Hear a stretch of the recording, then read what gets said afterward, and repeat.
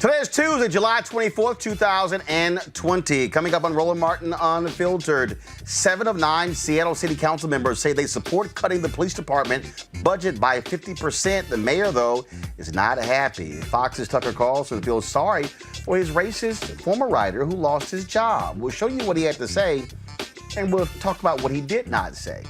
Florida has a major health crisis, and critics blame Governor Ron DeSantis. Former Florida House Representative Sean Shaw joins us to talk about it. A new campaign has been launched to fight the impact that misinformation on social media can have on the 2020 election. We'll talk with the co-founder of the campaign. Jaime Harrison is running to replace Lindsay Graham in the United States Senate. Wait until we show you this new campaign ad that lays it out real clear. Bennett College joins the list of colleges and universities that will be entirely virtual in the fall. Plus, another crazy-ass white woman loses her job. We'll show you why. And Vanity Fair, Viola Davis is on their cover the first time in history. The cover shoot of Vanity Fair done by a black photographer. We'll break it all down. It's time to bring the funk on Roland Martin Unfiltered. Let's go. He's got it. Whatever the biz, he's on it. Whatever it is, he's got the scoop, the fact, the find. And when it breaks, he's right on time and it's rolling. Best believe he's knowing. Putting it down from sports to news to politics. With entertainment just for kicks, he's rolling. It's on go, y'all. It's Roland Martin, yeah. Rolling with Roland now. He's funk, he's fresh, he's real, the best, you know he's Roland Martin now.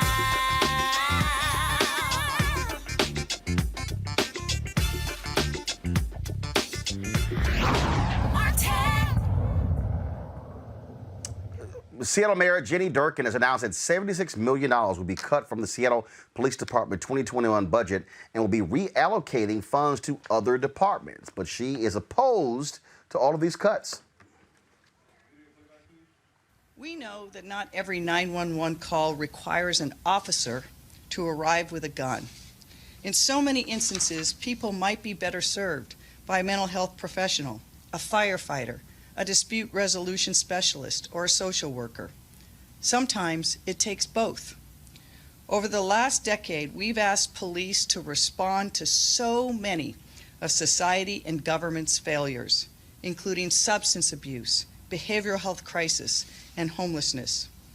But it's clear that law enforcement is not always the appropriate avenue to deal with these issues. We need to invest in community-based solutions that address the underlying root issues leading to these challenges. Community has made clear they want us to transform the Seattle Police Department and to reinvest in programs that provide this kind of community safety. As Chief Best and I continue going into a deeper analysis of the Seattle Police Department's budget, and most important, the personnel and departments that we need, we have quickly identified some common sense transfers, reorganizations, and reductions that we can make for next year's budget. Today, the Chief and I are announcing an initial $76 million in reductions to the 2021 budget. These initial actions will keep 911 service accessible and available 24/7 in every part of the city, with appropriate response times in every neighborhood. We have that obligation as we work through this process of reimagining and restructuring community safety in Seattle. $56 million will be transferred out of the department's 2021 budget by moving the following functions to civilian law enforcement oversight. The 911 call center will be moved out of the Seattle Police Department. The Parking Enforcement Division will be moved out of the Seattle Police Department and into the Seattle Department of Transportation. The Office of Emergency Management and Office of Police Accountability also will be moved out of the Police Department. In addition, we've identified an initial $20 million in cuts by not expanding the force in 2021 and making reductions to overtime.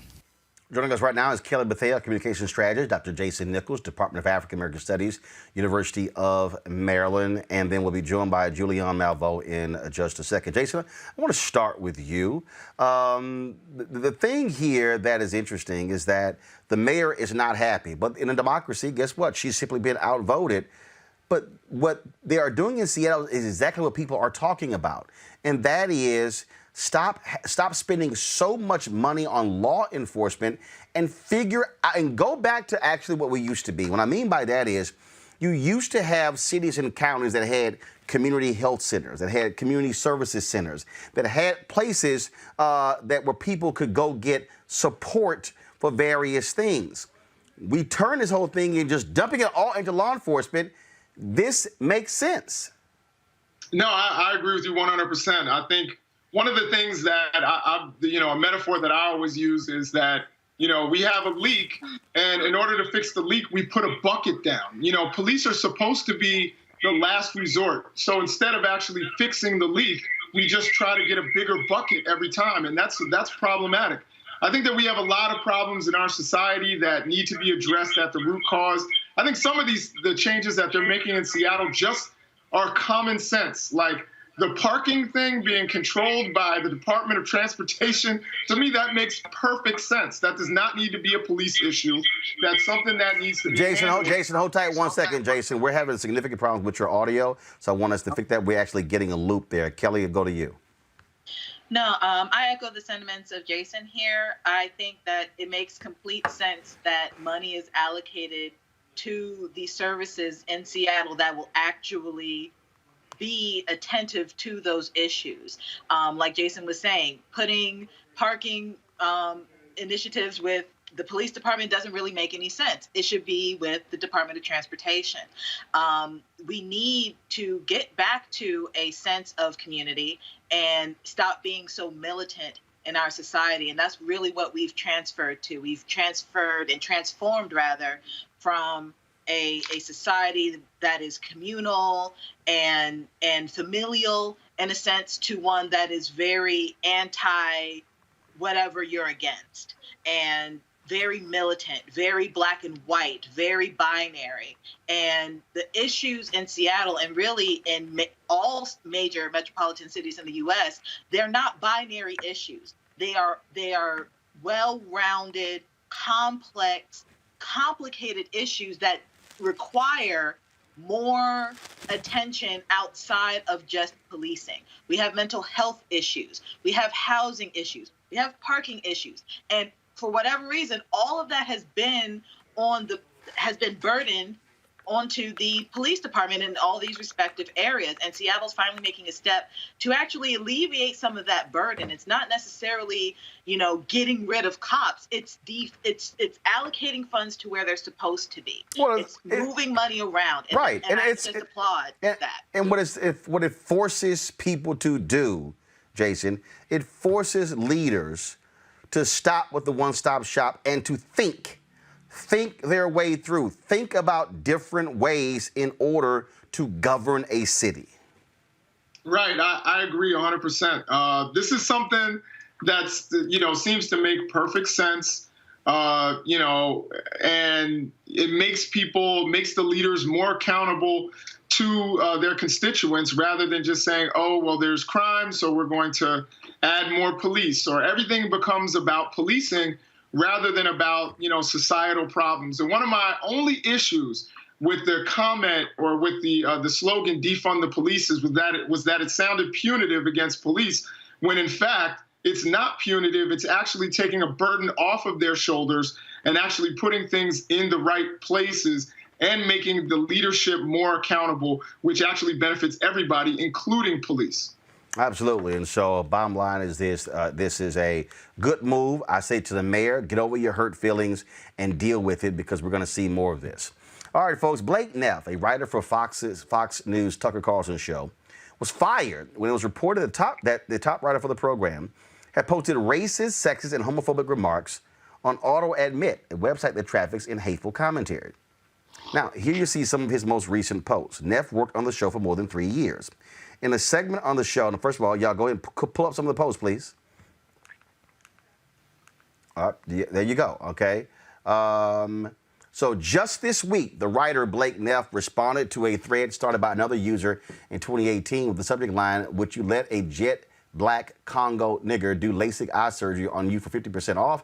Neff wrote, "I wouldn't get LASIK from an Asian for free, so no." Now, this is from one of the stories that was done on Neff. Now, here's what's interesting. Neff worked on the show for more than 3 years. Last night, Tucker Carlson addressed the situation. Check it out. Over the weekend, you may have seen stories about a writer on this show called Blake Neff. For years, since he was in college, Blake posted anonymously on an internet message board for law school students. On Friday, many of those posts became public. Blake was horrified by the story and he was ashamed. Friday afternoon, he resigned from his job. We want to say a couple of things about this. First, what Blake wrote anonymously was wrong. We don't endorse those words. They have no connection to the show. It is wrong to attack people for qualities they cannot control. In this country, we judge people for what they do, not for how they were born. We often say that because we mean it. We'll continue to defend that principle, often alone among national news programs, because it is essential. Nothing is more important. Blake fell short of that standard, and he has paid a very heavy price for it. But we should also point out to the ghouls now beating their chests in triumph at the destruction of a young man that self-righteousness also has its costs. We are all human.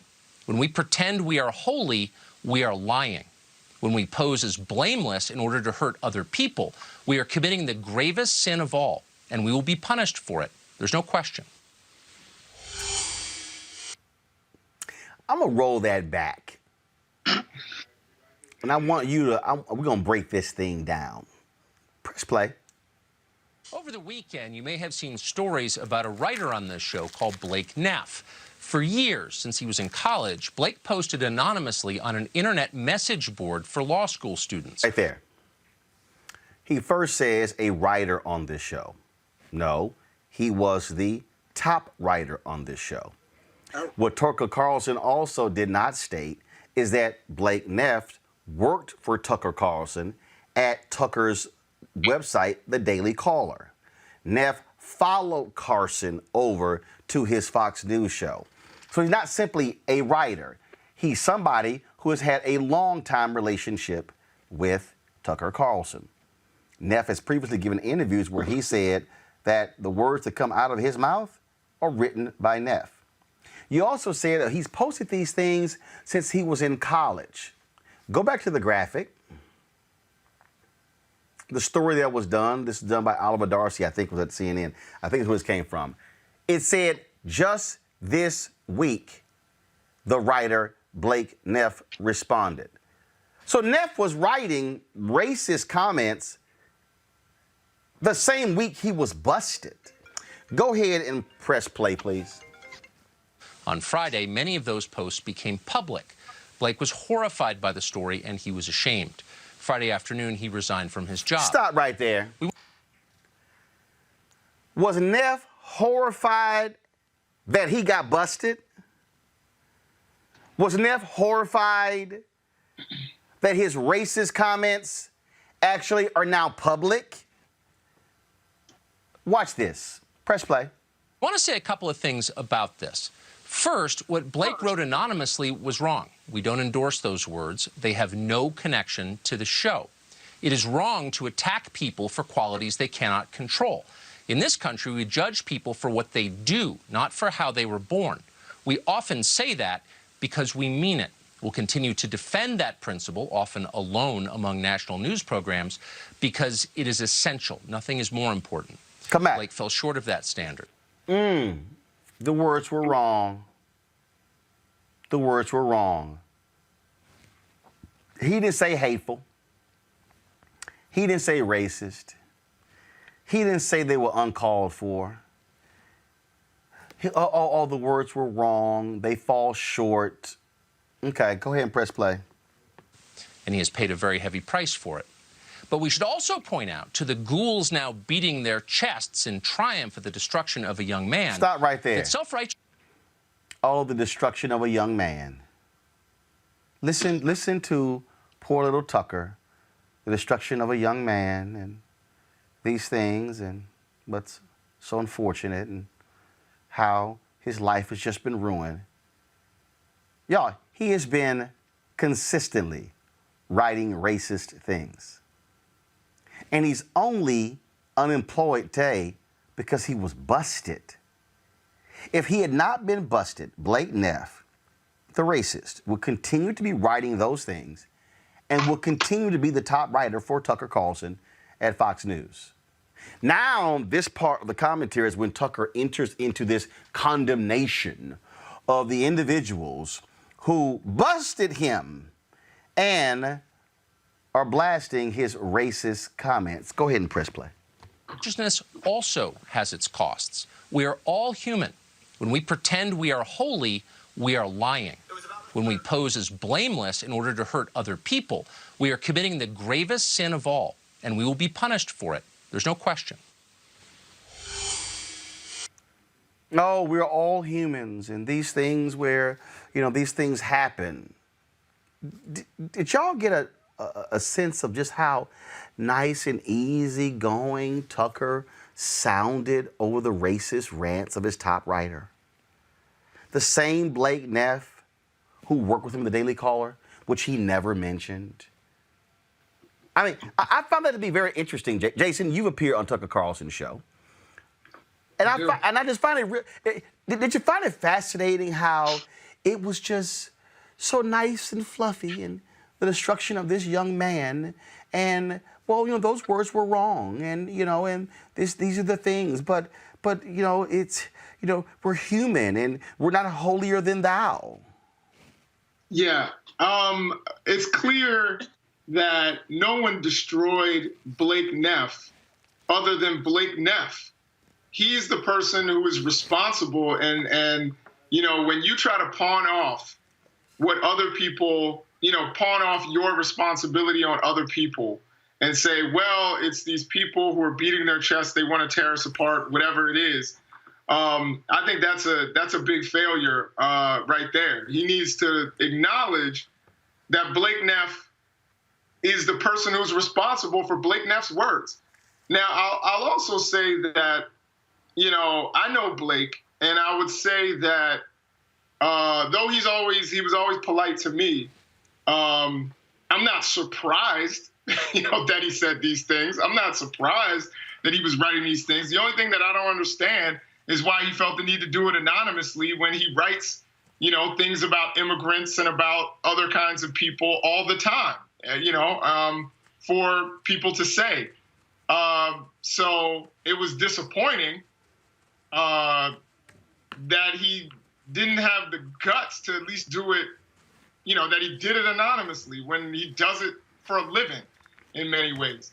But here's the other deal. I'm sorry, have any of y'all actually seen, I mean, you said you know him. Have you actually seen an apology from Blake Neff?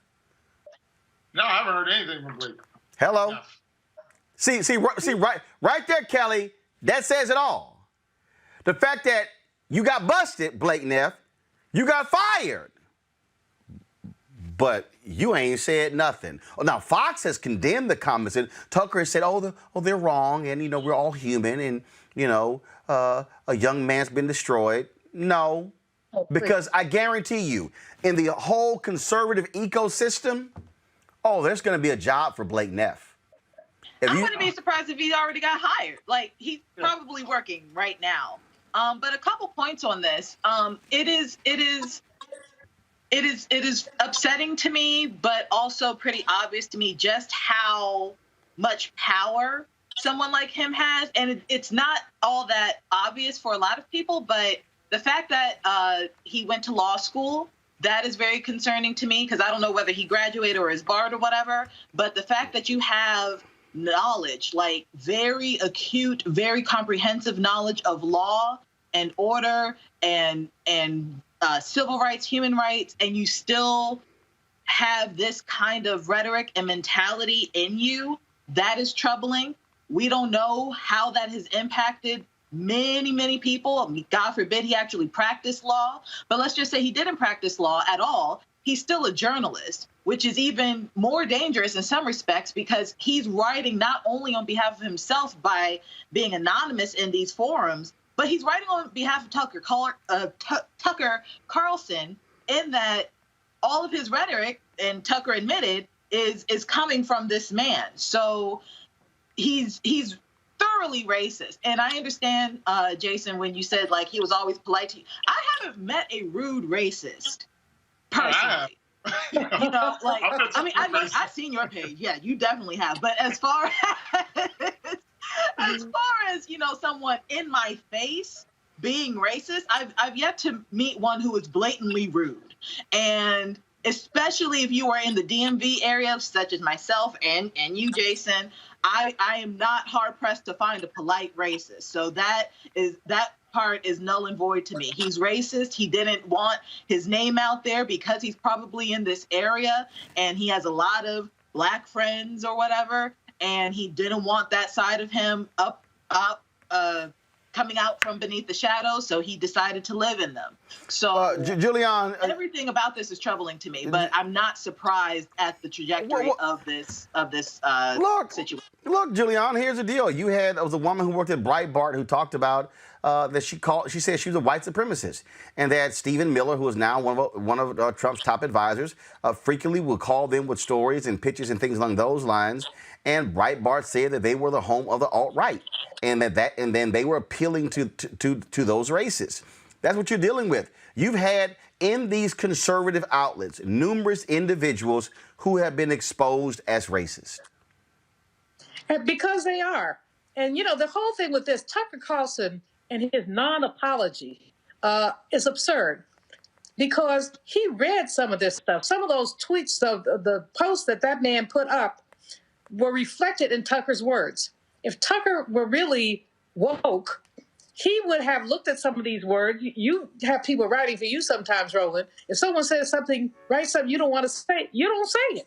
No. You know, and here, Tucker wanted to say it. So the reason why he had a non-apology is because he was complicit in this nonsense with the anti-immigrant, other anti-black, and other kinds of remarks. This guy, racist is the nicest thing we could say about that. He's not only a racist, but he's a puppet master racist.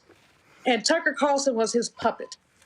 Well, I mean, this is again the kind of nonsense that you're dealing with, and you know, look, it's classic Fox News, and this whole deal of like, we don't want to really sit here and address the issue, and then Tucker says, hey, he was going on a already scheduled fishing trip or whatever the hell he's doing, and that kind of different thing like that. But since we're talking about Fox News, I want to play this video for y'all. The Daily Show put this video together. I think this is the absolute perfect example of what happens when you're stuck on stupid and you watch Fox News. See, there's a reason they don't call me, because you'll never hear me saying this ignorant stuff. Watch this. Let's see here. All right, trying to get the video to play, because this is, I mean, I saw this video, and when I say I hollered laughing, if y'all have in the control room, go ahead and play it. Looks like we're having an issue playing it out here. This, let's see, what the video lays out is, on Fox News, they were condemning New York Governor Mario Cuomo, trashing California Governor Newsom.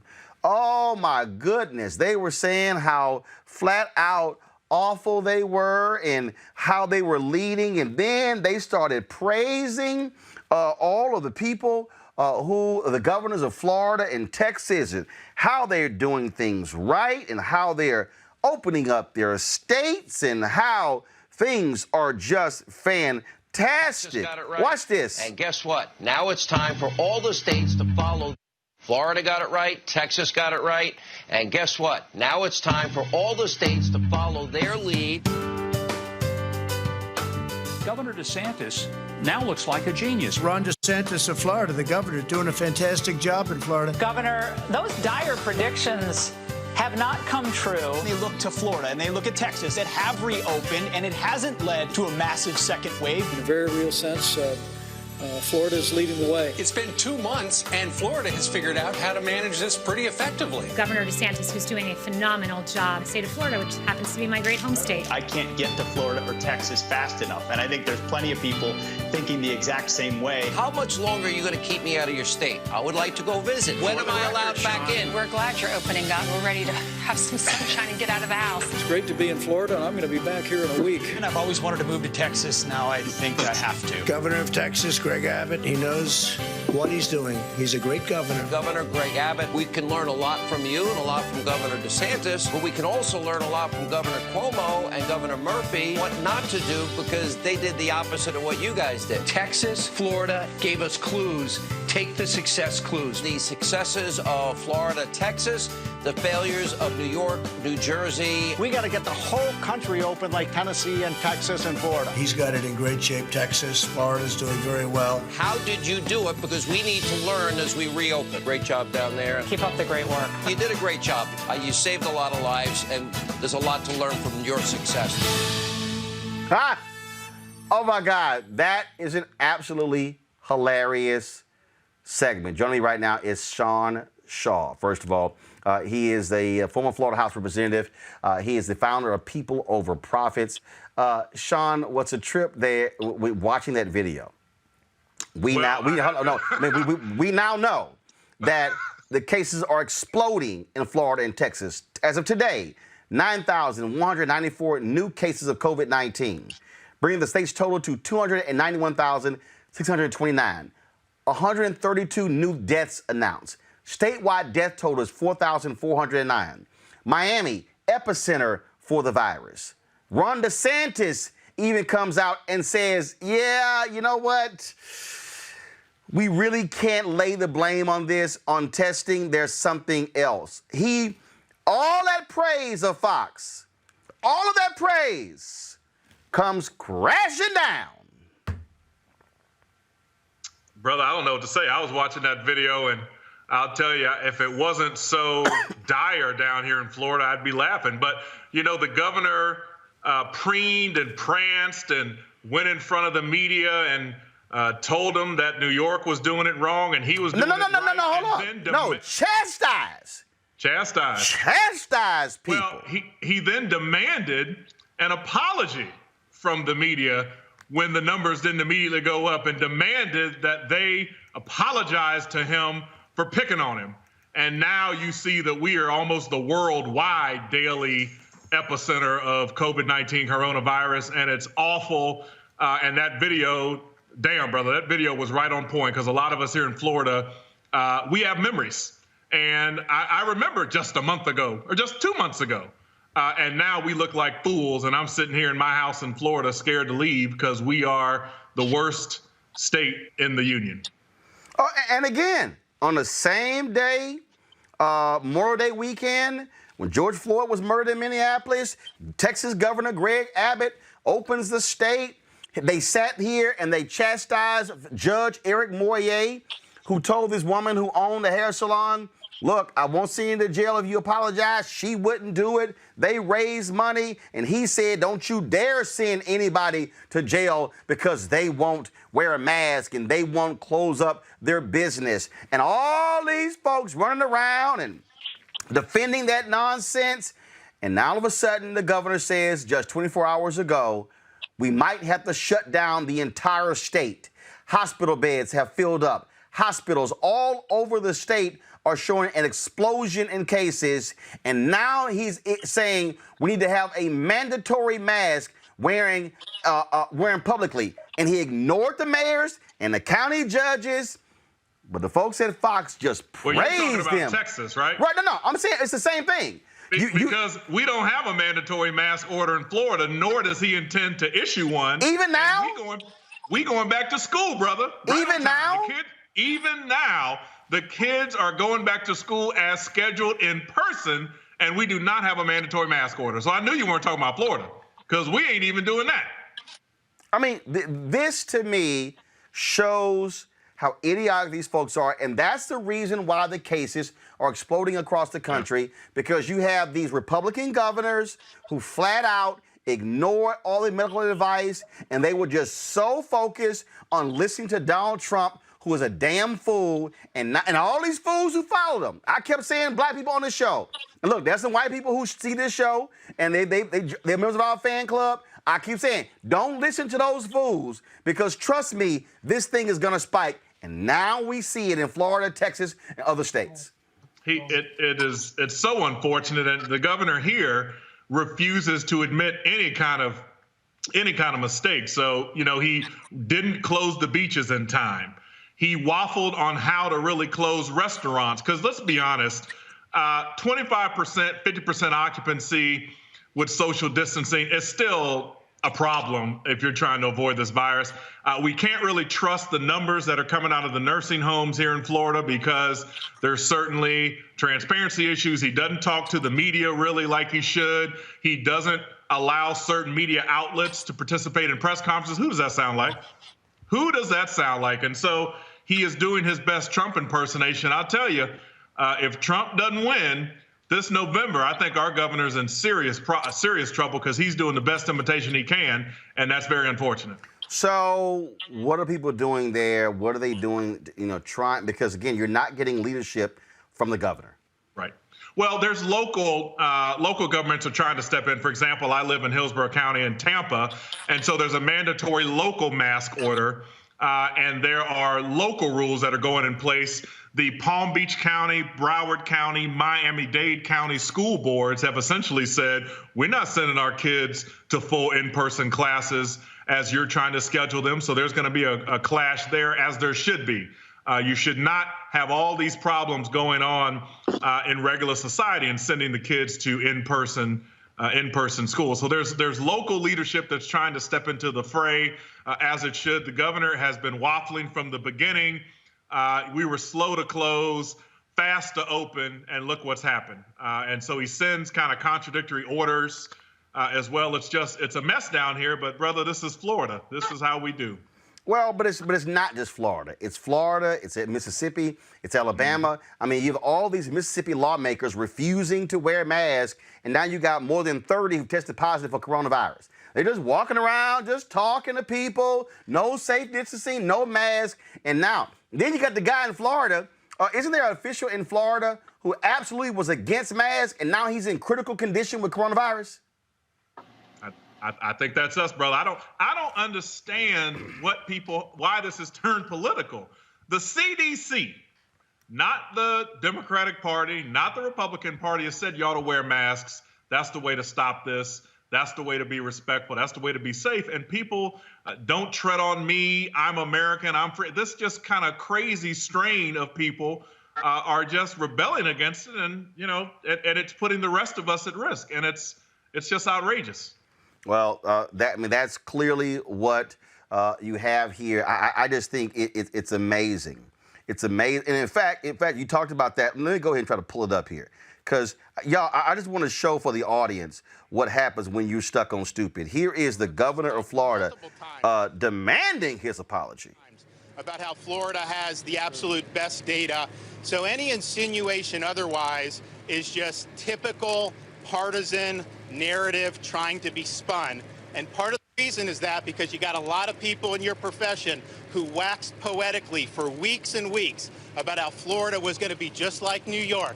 Wait 2 weeks, Florida's going to be next. Just like Italy, wait 2 weeks. Well, hell, we're 8 weeks away from that, and it hasn't happened. Not only do we have a lower death rate, well, we have way lower deaths generally. We have a lower death rate than the Acela Corridor, D.C., everyone up there. We have a lower death rate than the Midwest, Illinois, Michigan, Indiana, Ohio. But even in our region, Louisiana, Mississippi, Alabama, Georgia, Florida has the lower death rate. And I was the #1 landing spot from tens of thousands of people leaving the #1 hot zone in the world to come to my state. So we've succeeded, and I think that people just don't want to recognize it because it challenges their narrative, it challenges their assumption, so they got to try to find a boogeyman. Maybe it's that there are black helicopters circling the Department of Health. If you believe that, I got a bridge in Brooklyn I'd like to sell you. Last question. I don't even know. I tell you what, though, he talking like a man that got all the spades in his hand back then, wasn't he? And now he'll barely even discuss this, but that's what we're dealing with. That is the man we're dealing with that wants that kind of apology and gives those kind of press conferences, and now we leading the country. That's what we got down here. Sean Shaw, we certainly appreciate it, man. Thanks a lot. I appreciate it, brother. Thank you. Ain't that special, Julian? Just, he was wagging his finger. He was indignant. How dare you? The governor of Florida, as you said, he's a hot monkey fool. And he's been one from the beginning. We've seen the numbers spike after Memorial Day, and they've gone up even more. And he just doesn't want to deal with it. He, as you said, it was a great remark. It's the best Trump imitation that we've seen in a while. But, the sad thing, Roland, is that even California, where Gavin Newsom dotted the I's, crossed the T's, did everything right with London Breed, they closed San Francisco down earlier than just about anybody else. You still are seeing a spike in California. This virus is something that we can't contain. It's containing us because we haven't put the resources into it. 45 loves to brag about American exceptionalism. Well, how is Italy? How are all these other countries with fewer resources than us doing so much better than we are? And how can we contemplate sending young people to school when we haven't sent any resources to these schools so they can actually really socially distance? I've been to classrooms, I speak at a lot of schools, where the classroom is hot full, is completely full, not a room for another kid. So how are you going to manage that? I think they should lease space, if they're going to go back to school, lease spaces in church basements and other places to make sure young people can have social distance. But, you have these folks who just are like, oh, well, it's going to go away. DeSantis is a fool, but then he's not the only fool out there. Kelly, bottom line is, it's hilarious watching this dude wag his finger and be so indignant. And what people don't understand, there is a lag. That took place in May. They say there's a 6 to 8 week lag when somebody contracts it, then all of a sudden shows symptoms, gets sick, has to go to the hospital, dies. It's now July, 14th? This is what... That was around May 25th, something like that. I just don't understand why this is an issue, to put a cloth over your face and stay 6 feet away from me, at least. It should not be this hard. It also shouldn't be hard to just listen to scientists. Like, we listen to our doctors when they tell us that we have the flu or that we have a cold or that little skin tag, whatever, needs to go somewhere. Like, I just don't understand how this became a liberty issue. I wish that, as Black folk, we had the mentality of something so minor being an infringement upon our liberty, because we actually know what infringing upon our liberties are. But the fact that these people actually think that putting something over your face to save you is infringing upon you, that doesn't make any sense to me. And what's even more scary to me than that is it's July 14th. And things still aren't closed down there and elsewhere. What's going to happen in September? What's going to happen around Christmas when the flu season also starts up? So it's just this ongoing, just baffling to me about how and why people just don't listen. Why and how people just don't wear a mask, social distance. It's not a conspiracy to save your life. And if it is, then what? I don't get it. Jason, again, it's laughable to again. This video was posted on May 20th. This is July 14th. Almost 8 weeks later. I got to play it again, Jason. Listen to him wag his finger at it. It's 8 weeks later and it hasn't happened. Watch this. Our data is available. Our data is transparent. In fact, Dr. Birx has talked multiple times about how Florida has the absolute best data So any insinuation otherwise is just typical partisan narrative trying to be spun. And part of the reason is that because you got a lot of people in your profession who waxed poetically for weeks and weeks about how Florida was going to be just like New York. Wait 2 weeks, Florida's going to be next. Just like Italy, wait 2 weeks. Well, hell, we're 8 weeks away from that, and it hasn't happened. Not only do we have a lower death rate, well, we have way lower deaths generally.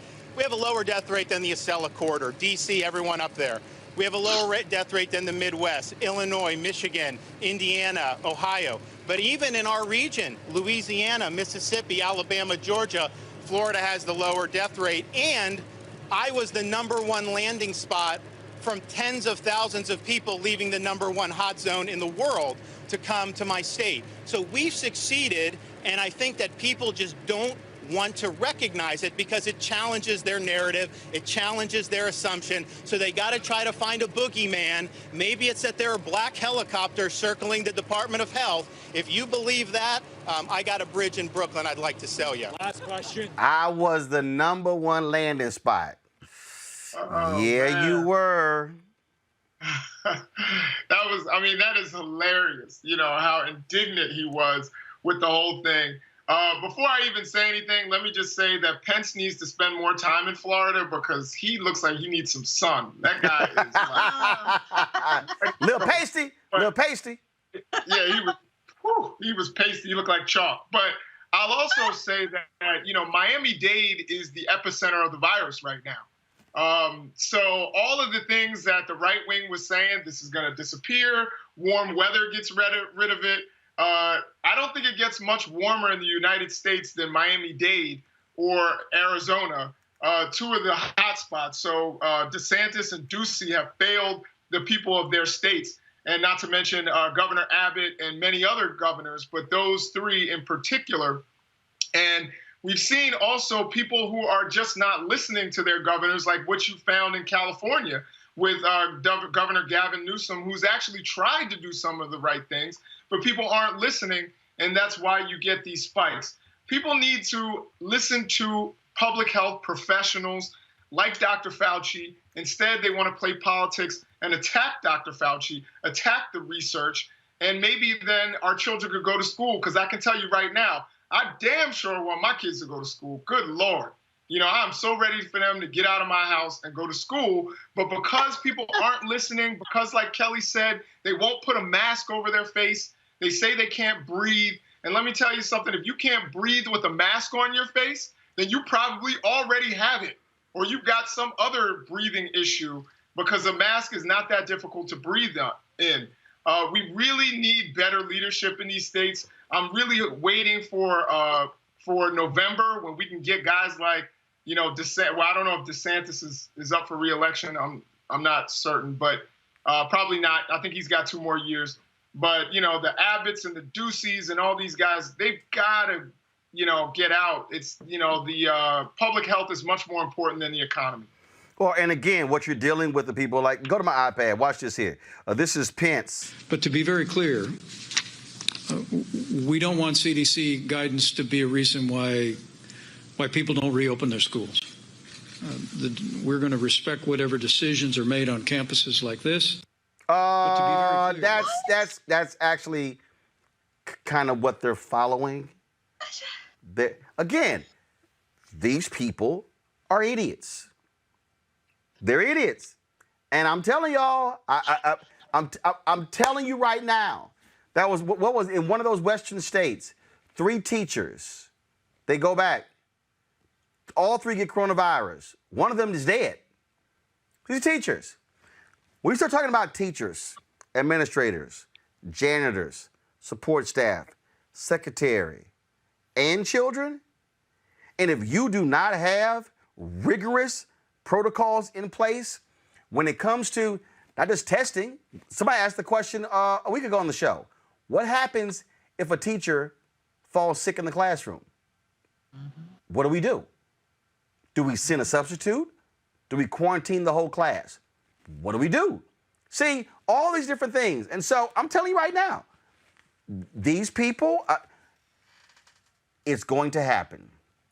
You're going to see, I'm going to predict it now. You're going to see massive outbreaks of coronavirus in schools. And you know what they're going to do? The exact same thing those fools did in Florida. They reopened the bars. All these folks went to the bars, got drunk, to shut them all down because coronavirus spiked. That's what's going to happen. But we got the so-called smart people, the Ron DeSantis of the world and Mike Pence and Donald Trump, who they rather trash Dr. Fauci and trash the execs. Now there's a new report saying that the White House is ordering hospitals not to send their data to the CDC, but to send their data directly to Washington, D.C. for a database. That's what their job is. Got some breaking news here, folks. Supreme Court Justice Ruth Bader Ginsburg has been hospitalized for a possible infection. She was admitted to Johns Hopkins Hospital in Baltimore, where, according to a spokesperson, she is resting comfortably. She's going to remain there for a few days to receive intravenous antibiotic treatment. And of course, folks who watch the Supreme Court knows that her seat is a critical one. Republicans, let me just go ahead and say it, Republicans would love for her to either die or resign in order to replace her on the Supreme Court. Right now, there's a 5-4 conservative majority on the Supreme Court. They will love to be able to replace her before November. Mitch McConnell has made it perfectly clear that BS that he came up with when Obama was president does not matter. If anything happens to Ruth Bader Ginsburg, October, he will sit here and move. I can tell you right now, if anything happened after the election, Mitch McConnell would move to fill that Supreme Court vacancy. Republicans do not care. And so, again, she's being treated for a possible infection. She's 87 years old. And so I dare say to all the prayer warriors, lift Justice Ruth Bader Ginsburg up in prayer. And so, again, she was admitted Tuesday morning. And this is the actual statement here. Justice Ginsburg was admitted to the Johns Hopkins Hospital in Baltimore, Maryland, early this morning for treatment. Go to my iPad, please. Of a possible infection, she was initially evaluated at Sibley Memorial Hospital in Washington, D.C. last night after experiencing fever and chills. She underwent an endoscopic procedure at Johns Hopkins this afternoon to clean out a bile duct stent that was placed last August. The justice is resting comfortably and will stay in the hospital for a few days to receive intravenous antibiotic treatment. So any more on her situation, we certainly will update you. Folks, after the 2016 election, it was proven that Russian interference, sexist memes, and voter suppression targeted black voters on social media with one of the most successful disinformation campaigns that has ever been attempted. As we head into the 2020 election, what are the steps needed to be taken to ensure it doesn't happen again? Joining us right now is Ashley Bryant, principal at AB Partners and creator of a new initiative designed to stop disinformation on social media. Ashley, glad to have you on Roland Martin Unfiltered. What are you seeing so far? What kind of information are you seeing right now? Are we seeing the same disinformation tactics targeting black people in 2020 that we saw 4 years ago? Absolutely, and thank you for having me, Roland. You know, we launched Win Black Palante, like you said, out of the 2016 election. We saw more than 1.2 million foreign agents acting as actual black leaders on Facebook alone in the 2016 election. Right now, today, we're seeing this has even evolved, right? You all were just speaking around COVID and some of the SCOTUS decisions that have been happening just recently with this Kanye Forbes article was such a huge tactic with right-wing operatives timed perfectly towards the SCOTUS decision against helping employers be able to block coverage for birth control. And then you have the messaging from Kanye that right-wing operatives sent across all the social platforms. And so for our content, our operation, our analysis, we were able to work with the progressive ecosystem, our state level, grassroots organizations, helping them to create some counter narratives into the space to kind of push down the narrative against women, right? And so these are things we're seeing: misinformation, disinformation, targeted towards Black and brown voters all across the online space. I mean, digital media has really been weaponized as the largest tactic in voter suppression in this country's history. And so this is a critical time for us to be vigilant. And so when we talk about this disinformation, the kind of messaging that goes out, I mean, we know now that the largest Black Lives Matter group on Facebook in 2016 was actually a Russian troll farm. Earlier this year, we also found out that the Russians moved their troll farm from there to Ghana. Yeah, I mean, these are, this is not just, it's not just foreign agents as well. I mean, these aren't things that are just coming from Ghana. These are domestic operatives as well. This graphic, like I said, 2016, these bops amassed more followers than Color of Change, than the NAACP, because they know they're taking over our language. They are engaging authentically with Black and brown voters. And so it's really important that we, as the progressive ecosystem, are providing and investing the resources and engaging with our communities just as effectively. What should we be looking out for? One of the things that, like a little leprechaun, Terrence Williams, I call him Trump's mascot.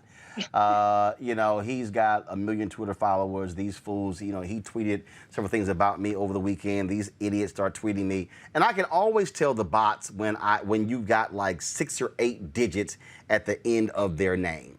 Okay, I don't know anybody who comes up with a Twitter handle where they've got a bunch of numbers at the end of their name. And so what should people be looking out for when it comes to disinformation, when it comes to bots, things along those lines?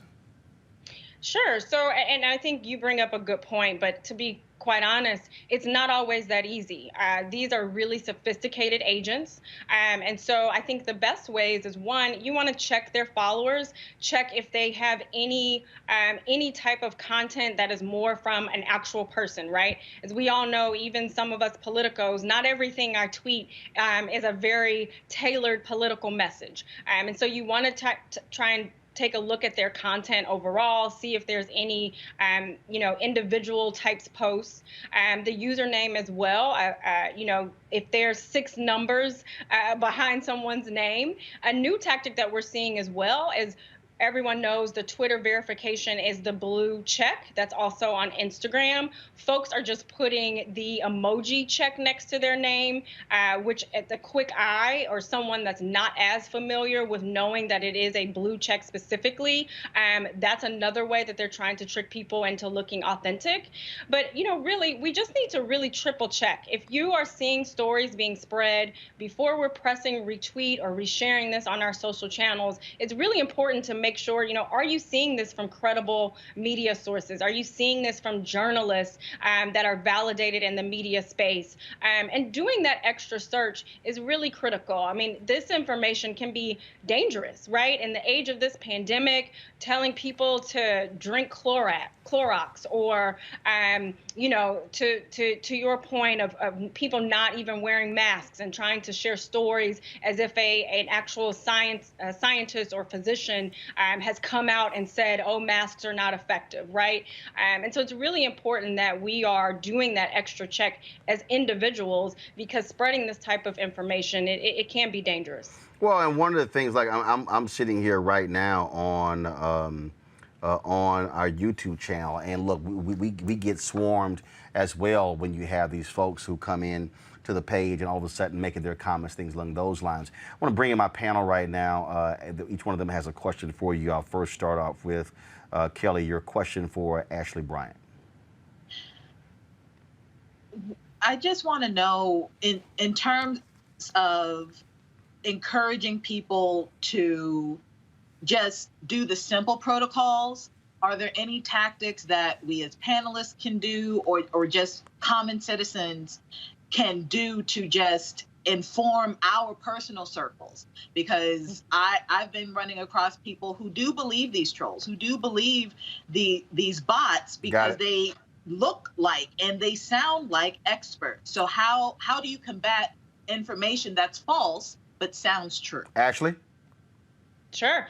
Yeah. So I think, one of the things I kind of want to start with is what not to do, right? A lot of times folks are thinking, I need to retweet this fake news and say that it's fake and say that this is false. When really we're trying to train folks on how to actually combat this through counter narrative. So one of the, good examples is, as we talked about, the uprising, where the narrative was violence and rioting or looting. And so what we were trying to work with a lot of the progressive organizations, and Black Lives Matter was leading on this as well, is making sure that we were showing the positive narratives. We were showing that it's positive to uplift your voice. And so even on these, things that we're seeing daily on our channels, let's educate folks on what is true versus trying to reshare content and just say it's false, because we are in turn amplifying that narrative just because we've actually reshared it on our social channels.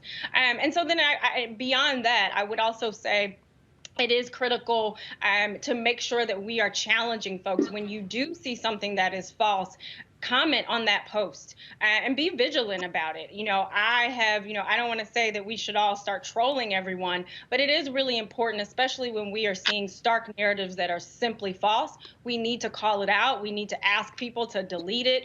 We can also share with them what is true, share an article that dispels some of that misinformation. And that is definitely something that we see being very helpful. Let's see, Julian, question.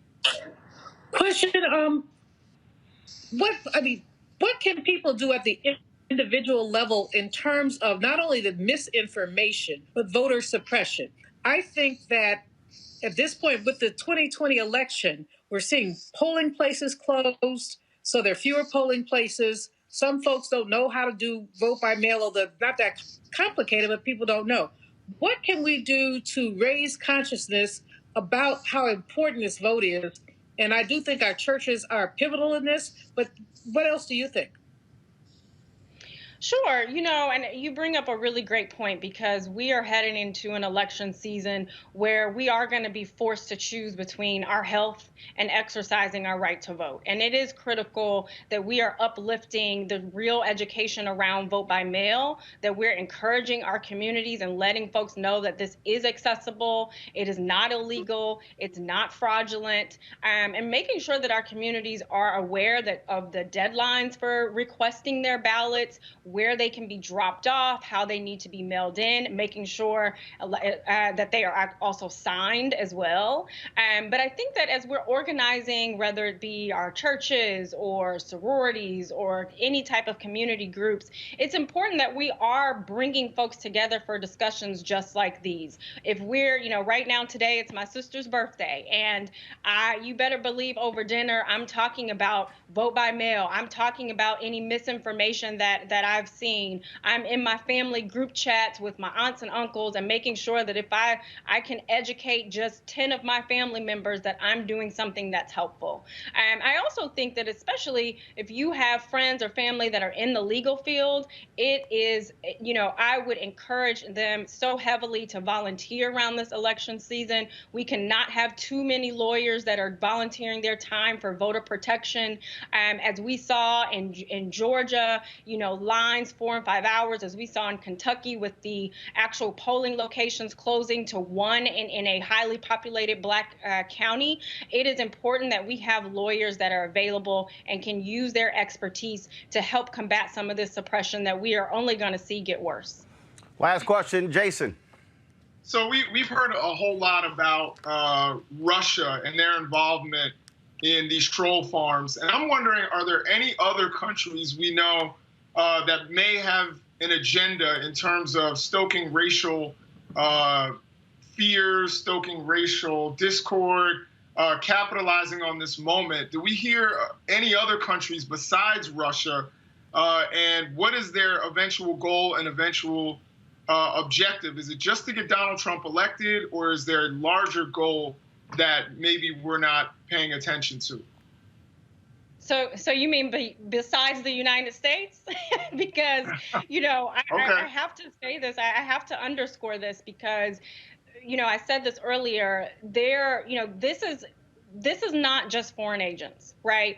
While we have to be careful and be mindful and having a watchful eye of these camps in Ghana or Russian agents, there are agencies, full agencies that are down the street from us, whether you're in New York, Detroit, LA, wherever.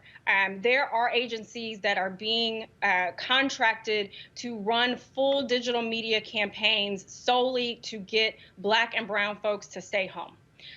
But to your point specifically, I don't have a list or a number of these countries specifically, but it's not. I don't necessarily think outside of Russia there is a real value outside of or foreign relations type value outside of wanting to continue having our country fail miserably under a Trump presidency.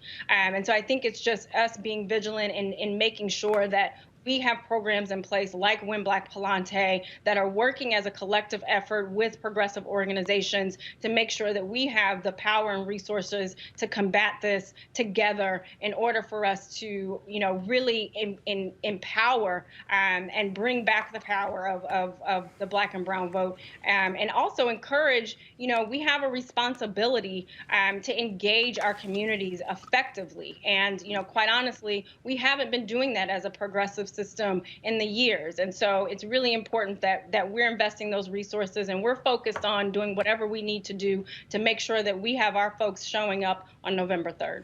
Ashley, where can people go to get more information about this campaign? Absolutely. So actually, if you can follow us on Twitter and Instagram and on Facebook at We Win Black. We also, it's a free content resource. We have developed a complete content library that is unbranded, and it's built from tested messages that we know are resonant to encourage Black and brown folks to vote, to combat this misinformation. We have built and designed bespoke content solely to combat these narratives. And so surely join us over at We Win Black, and please feel free to flood the zone with our content in order to encourage voters. All right, Ashley Bryant, we surely appreciate it. Thanks a lot. Thank you. Folks, going to a break. We come back. We're going to talk about some of the new online ads targeting Senator Lindsey Graham by Jaime Harrison, but also targeting Donald Trump. Wait till you see what they dropped today. That's next. Roland Martin Unfiltered. You want to support Roland Martin Unfiltered? Be sure to join our Bring the Funk fan club. Every dollar that you give to us supports our daily digital show. There's only one daily digital show out here that keeps it black and keep it real as Roland Martin Unfiltered. Support the Roland Martin Unfiltered daily digital show by going to RolandMartinUnfiltered.com. Our goal is to get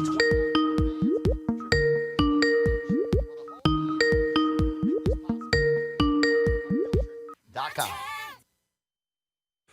All right, folks. Republican incumbent Lindsey Graham, who has held his South Carolina Senate seat since 2003, is going up against Democratic Jaime Harrison. Harrison dropped this video, folks. It's a very tight race, but check this thing out. Lindsey must go. I breathe, I hope. I'm going to tell my story of hope.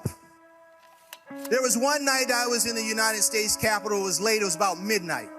So late that the custodial staff has started to come to clean up. So I'm sitting there at my computer doing my work with Jim Clyburn, and there was this middle-aged African-American woman, and she came in and she said, are you from South Carolina? And I said, yes, ma'am, I am. She said, are you from Orangeburg? I said, yes, ma'am, I'm from Orangeburg. Then she goes over to my pictures on the wall. She says, is that your mother? And I said, yes, ma'am. Is your mother's name Patricia Harrison?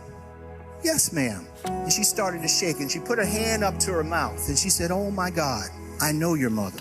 I went to high school with your mother. I remember when your mom dropped out of school to have you. And tears start flowing from her face, and tears were flowing from mine, and she hugged me. She said, I would have never thought that Patricia Harrison's son would be right here. You give me hope.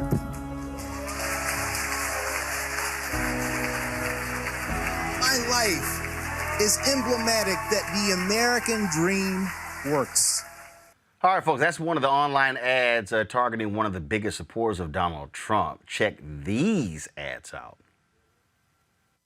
There was a day, earlier this year, when our nation's intelligence and public health experts pleaded with Donald Trump to take the coronavirus seriously. Did he listen? No. What did he do? He probably scrolled through his Twitter feed, or daydreamed about his next rally, or asked Lindsay Graham to play golf, or ordered fewer tests. Slow the testing down, please. And now, more than 130,000 Americans are dead. 3 million Americans are sick. Thousands more infected every day. Tens of millions out of work, isolated from the world. And what does Trump do? He tells us to live with it.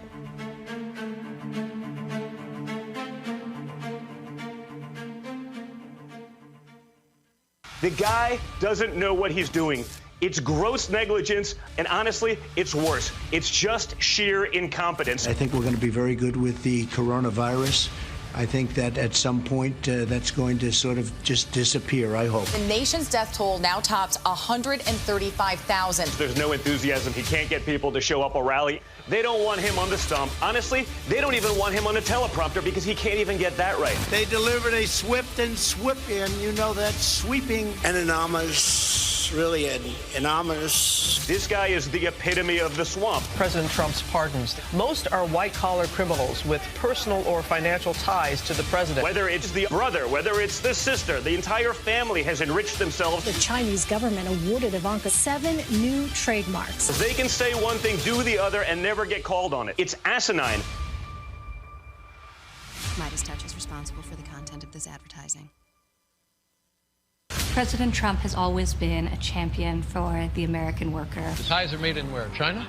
Ties are made in China. Trump products outsourced to more than a dozen other countries. It's incredibly important to him that he fills federal job vacancies based on people having the skill, the passion, the drive, the competency to do the job. So somebody said, why did you appoint a rich person? I just don't want a poor person. Does that make sense? Not purely based on outdated requirements. I like nepotism. The president is turning to his family to fill out his presidential staff. The administration announcing Ivanka Trump will have a new role as a presidential advisor. A big role for his son-in-law. When you're the father and your son's entire career is dependent on that, they own you, Sean. You built once the most inclusive economy in this country's history. Ivanka Trump and Jared Kushner earned at least $82 million last year. 40 million people have lost their jobs. And you'll build it again.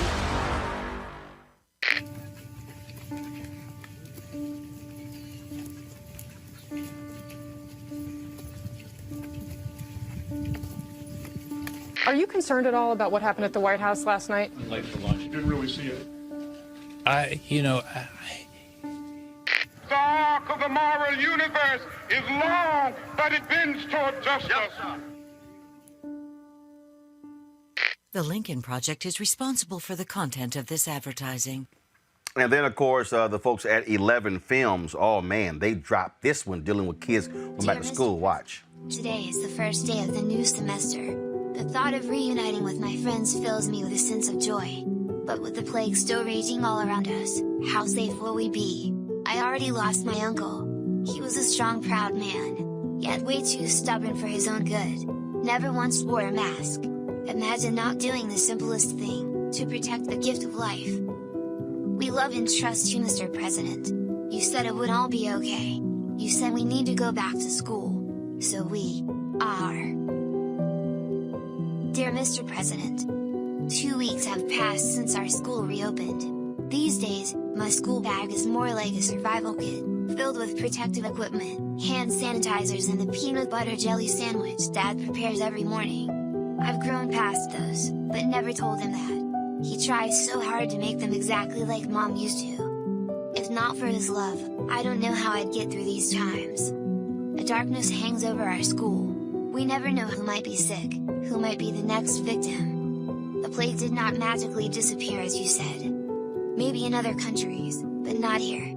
Was coming back to school the best option for us or simply convenient? Mr. President, I buried my best friend today.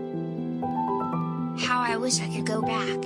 and tell her to stay at home. She had asthma, and she never stood a chance. She was only 14. You said young ones do well. You said we'd all be okay. Guess it was not so. Mrs. Willow fought as hard as she could, like so many others.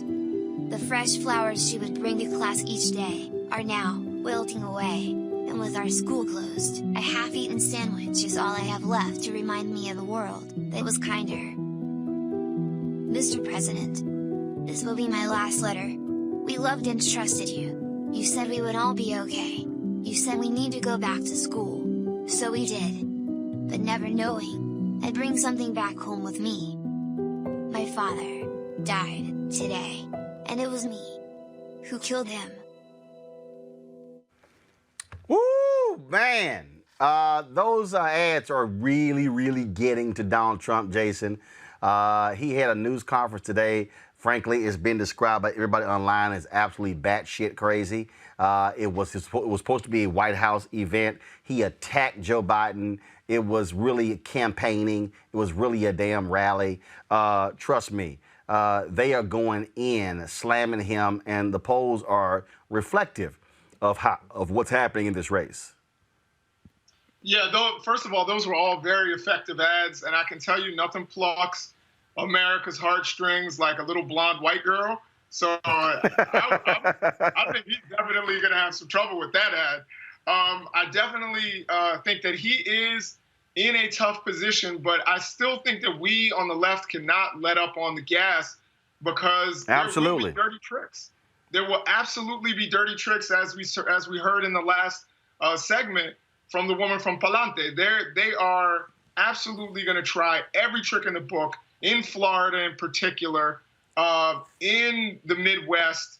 They've already, from what I hear, they're already conceding that they won't win Michigan, which is very interesting. But there are other parts of the Midwest that they still believe they can win.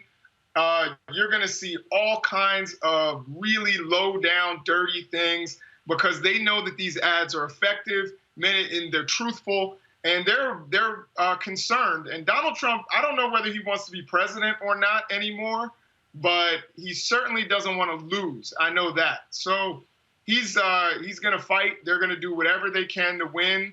And with the uncertainty of our election in terms of mail-in votes, in-person voting, all that kind of stuff, you're going to see some really dangerous things. So we have to definitely keep up the pressure, keep up everything that people are doing to try to get Donald Trump out of the White House. Kelly, Donald Trump writes new ads every time he talks. CBS Evening News with Norah O'Donnell, they had an exclusive with Trump. And this is what he actually had to say about the Confederate flag. I can't wait for the next ad with this one. President Trump, back in 2015, you said the Confederate battle flag belongs in a museum. Do you still believe that? All I say is freedom of speech. It's very simple. My attitude is freedom of speech. Very strong views on the Confederate flag. With me, it's freedom of speech. Very simple. Like it, don't like it, it's freedom of speech. Would you be comfortable with your supporters displaying the Confederate battle flag at political events? You know, it depends on what your definition is, but I am comfortable with freedom of speech. It's very simple. But you understand why the flag is a painful symbol for many people because it's a reminder of slavery. Well, people love it, and I know people that like the Confederate flag, and they're not thinking about slavery. I look at NASCAR. You go to NASCAR, you had those flags all over the place. They stopped it. I just think it's freedom of speech, whether it's Confederate flags or Black Lives Matter or anything else you want to talk about. It's freedom of speech. Ooh, that ad just writes itself, Kelly. It really does. The fact that he continuously and his supporters continuously try to equate the Confederate flag with Black Lives Matter or Antifa or anything like that, or and try and lump it all together as freedom of speech. No, Mr. President, the Confederate flag is treason. And it's ironic how you are the president of the United States supporting a flag that explicitly, historically says, in its existence, that it didn't want to be a part of the United States anymore. The whole point was to separate itself from the very seat that you sit. So he's just dumb. Like, I have other words to say, but that just pretty much wraps it up. Our president is dumb. And it's really, really frustrating to me how he and his supporters and anybody who thinks like him just want to uphold a treasonous symbol. This is the epitome of anti-America, and you think it's okay because of freedom of speech. That's not how this works. That is not how any of this works. And it's just baffling to me. And it's sad. It's really sad how dumb our president is to uphold a symbol that is anti-him by way of him being the president of the United States. Well, you can claim him as my president. You ain't gonna never hear me say that. Julian, here's his other ad that also just writes itself. Watch this. Let's talk about George Floyd. You said George Floyd's death was a terrible thing. Terrible. Why are African Americans still dying at the hands of law enforcement in this country? And so are white people. So are white people. What a terrible question to ask. So are white people. More white people, by the way. More white people. Let's talk about George Floyd. You said George Floyd's death. I have to say, Kelly had it right on time. This man is just DUMB plus. But the thing about it is he does not know history. He does not read. He does not understand that if you look at the Articles of the Confederacy, they were founded on a principle that Black people were inferior. And unfortunately, frankly, that mentality still exists in some places. He has never in his presidency made an anti-racist statement. And that right there, so are white people, is just the height of ignorance. But he could get higher. I mean, he could go higher. This should motivate folks to get out to vote. And that's the bottom line here, is that we know that despite the fact that this man is a certified public idiot, there are going to be that 35% or maybe 30% who are going to vote for him. So we have to get people out because everything he says is an insult to somebody. Usually Black folks, but brown folks, women. Everything that comes out of everything he utters is an ignorant insult. And by ignorant, if he read at all, he would understand what the Confederacy was about. But the only complete sentence he will ever have is the sentence he gets when he goes to jail. Jason, it's real simple. If somebody is voting for Donald Trump in November, they are knowingly and willingly voting for a racist who is running a campaign built on racism. To say, he literally said, what was the context of flying the Confederate flag? Oh, there are some people who like it and they aren't thinking about slavery. Wow. Yeah, it's funny. One of the things that I thought was interesting about that interview was he looked so badly. Like, I'm shocked that his advisors didn't come and blot him. I know this is probably a little off the subject, but he looked beet red. He was sweaty. Like, I was kind of shocked that they let him go on camera that way. Someone who was so image conscious and so ratings conscious that they let him actually be on camera looking that way. He didn't look healthy. I'm perfectly fine with it. Yeah, I'm fine with it too, but I was kind of shocked by it. But as far as the things that he said, I mean, we didn't even need this interview. We've had so many things, and him saying the whole thing about free speech, when people came and protested at his rallies in 2015 and 2016, he had the crowd rough them up and beat them up, including pushing and shoving women. So this idea of free speech goes right out the window when you look at the fact that people were at his rallies exercising their free speech, and he was saying, no, they should be kicked out. You can't have free speech here. You can't oppose what I'm saying here.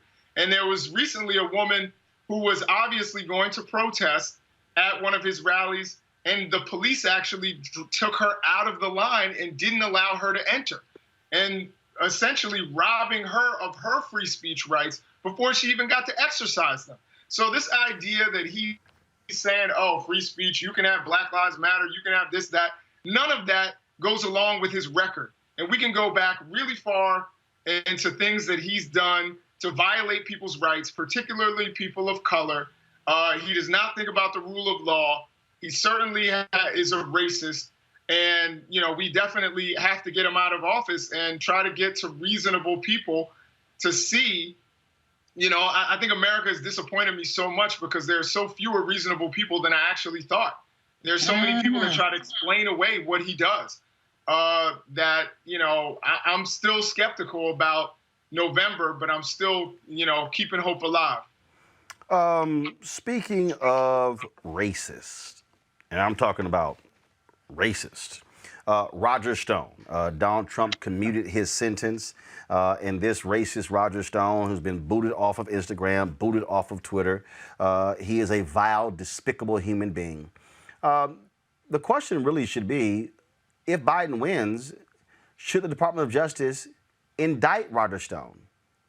I say so. Now check this out. There's this new, I forgot the name of it, this new social media platform that conservatives are loving because they've been getting kicked off left and right. So let me show y'all what this racist posted. So go to my iPad. Meghan McCain, Donna Razile, Bette Midler, and Roland Martin, who can't dance for shit, all celebrated when I was arrested in a Gestapo-type raid by the FBI. Who's celebrating now, bitches? Assholes. Roger Stone, I did nothing wrong. So what happened was, Roger Stone is upset, y'all, because when he got arrested, I actually posted, it wasn't actually tied to this, but I posted this video of me dancing when he got arrested. Don't pull the music up because I'm going to get flagged. So that was me sitting here dancing. So y'all, this fool Roger Stone, this racist, actually said, I can't dance. Now y'all see, I'm straight up on rhythm, flowing, doing an alpha A step. Y'all want to see rhythmless, racist Roger Stone? Let me show y'all this here. Let me show y'all this video here. Now this is Roger Stone saying, I can't dance. Y'all just saw me. Here is no dancing ass Roger Stone. Watch this. Oh, God. Oh, no. Oh. This was the video when Trump commuted his sentence. Trust me, Roger Stone, with your racist ass. Boy, please. That's not even a conversation. But then again, Roger Stone, you are a swinger. You are a self-acknowledged swinger. Ooh, I didn't know that. Yeah, he is. Yeah, I said it. Are you talking to me? Hey, can I promote? What's wrong, Kelly? Hold on, Kelly. Kelly, what's wrong?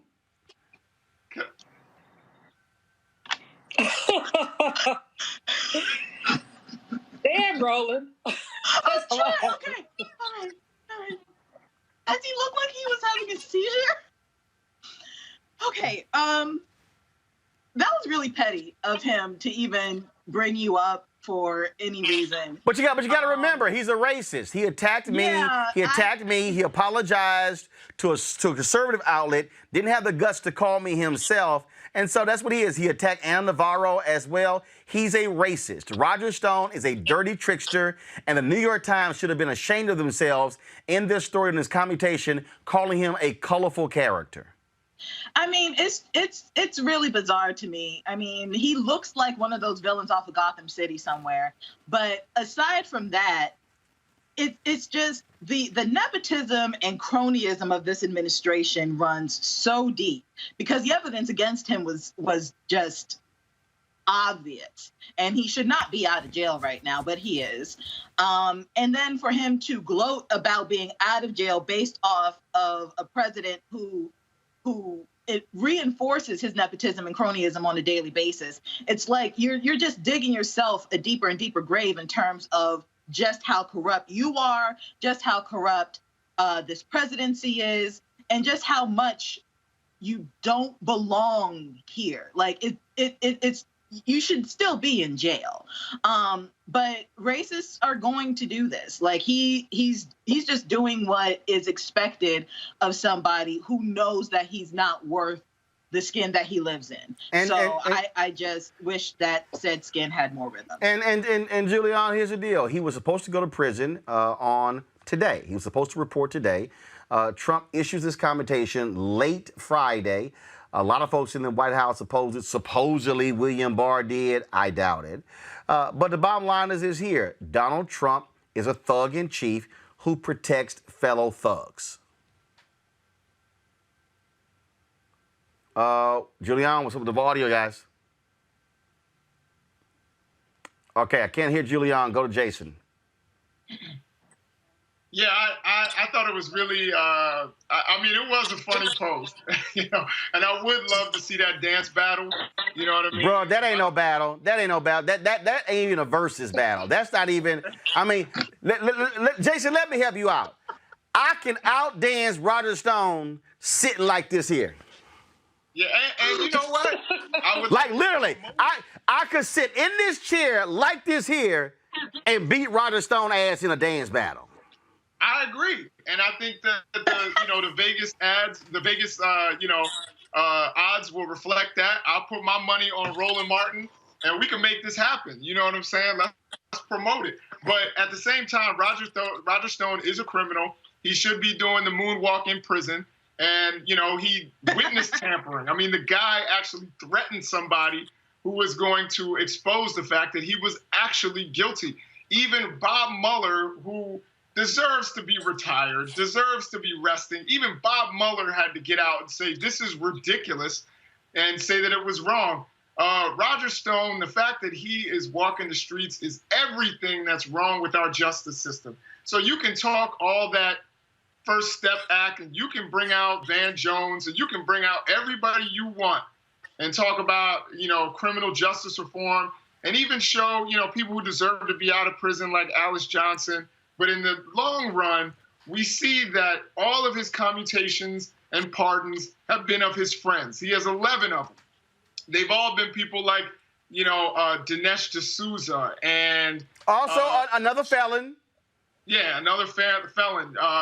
Sheriff Arpaio. All these criminals and racist and bottom barrel, swamp types get pardons. When we look at President Obama, he had 1,700 pardons. Most of the people were for nonviolent drug offenses that were just egregiously wrong. So you see the difference in those numbers between 1,700. I don't think President Obama knew 1,700 people. And the 11 people, the vast majority of the president knew personally. And Roger Stone, obviously, was someone who could protect the president or implicate the president. So this is really egregiously wrong. It's not surprising, but as you said, that this is the kind of thuggery and cronyism that we're seeing in Washington today. It's everything that's wrong with politics. I hope that America is fed up, but as you know from the circles that I've sometimes frequent and the places that I go, I'm not so certain. We have to keep our foot on the gas, like I said before. Julian, we got your audio straight? I hope so. Go ahead.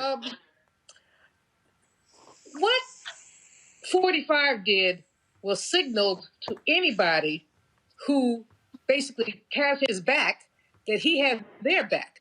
Roger Stone needs to be up under the jail, and I don't even understand, Roland, why you would compare your dancing, which is usually very fluid, to that idiot's dance. Oh no, I had the show Rhythmless Nation with this lying racist. Go ahead. But anyway, 45 he and his family have exploited the White House every way but up. How many patents has Ivanka gotten? How many deals has Jared gotten? He has a friend of his working on PPP equipment, getting a lot of money for that. And so the fact that he also pardons Roger Stone is unsurprising. Nancy Pelosi has the right idea when she says that the legislation on pardons should be amended so that you cannot pardon someone who is connected to you. But I doubt that would pass right now. But what we need to know, what we need to understand is these people have no respect of law, no respect of process. And so if people continue to vote for him, we just have to have a counter-offensive. We know they're going to steal some votes because they always do. So we have to get more people out. We have to have poll watchers. We have to do all of that. We have to run people to the polls if we have to.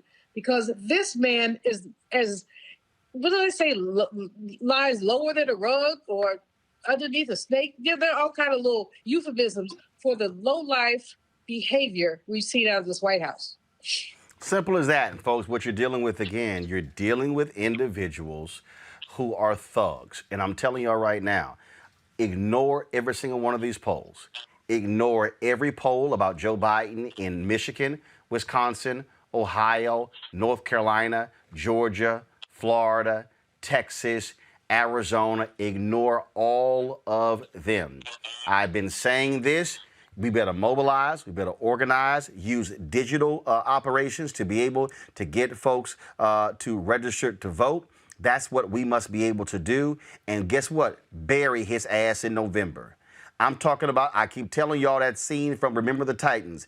Herman, leave no doubt. That's what you do. You bury Donald Trump. You blow him out of the waters. You think his ego was hurt when he was beaten by Hillary Clinton by 3 million votes? Beat his ass this time by 6, 7, or 8 million votes. That's the only way you do it. I'm telling you right now, this thug does not deserve 4 more years.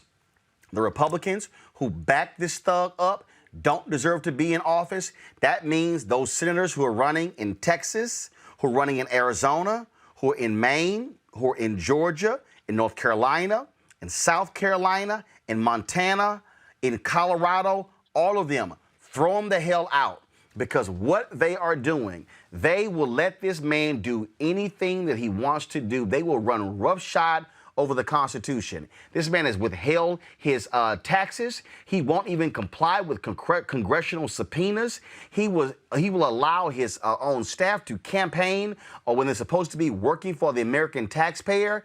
And if all you need to know is what we played today, the man thinks the Confederate flag is free speech. And when he was asked, would you allow it at your rallies? And he said, basically, fine. It's free speech. That is an absolute bigot who is in the White House. And I don't give a damn how many black folks you have in there. I don't care how many times you roll black people through there who got out of prison because of the First Step Act. Donald Trump needs to be defeated in November. And you better make sure you do everything you can to make it happen, because you do not want to see the kind of country we will be for 4 years if he has 4 more years. All right. Y'all know what time it is. No charcoal grills are allowed. Why are we so... I'm white. I got you, huh? Illegally selling water without a permit on my property. Whoa! Hey! You don't live here. I'm uncomfortable.